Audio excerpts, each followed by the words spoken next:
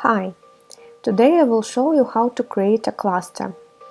If you have previously installed Management Panel and have a number of unassigned nodes, you are ready to create your first cluster.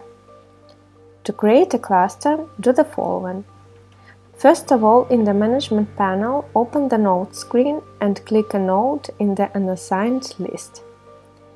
Now we need to navigate to the node on the Node Overview screen and click Create Cluster. In the Cluster field, type a name for the cluster. Then, on the Network Configuration screen, select a network interface and click Choose Role. Select all roles by checking Internal and Public and click Done.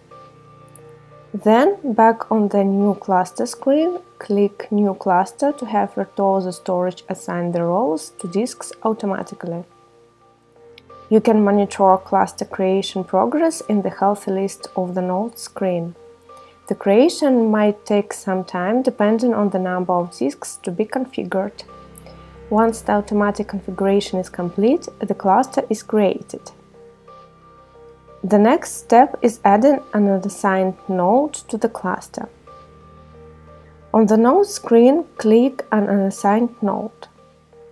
On the Node Overview screen, click Join Cluster. Click the cogwheel icon next to the Storage Interface drop-down list. On the Network Configuration screen, select a network interface and click Choose Role. On the Choose Roles panel, check Storage and click Done. Then return back on the Join Cluster screen, click Join Cluster to have Virtuozzo Storage assign the roles to disks automatically and add the node to the cluster. To complete cluster deployment, add all the unassigned nodes to the cluster.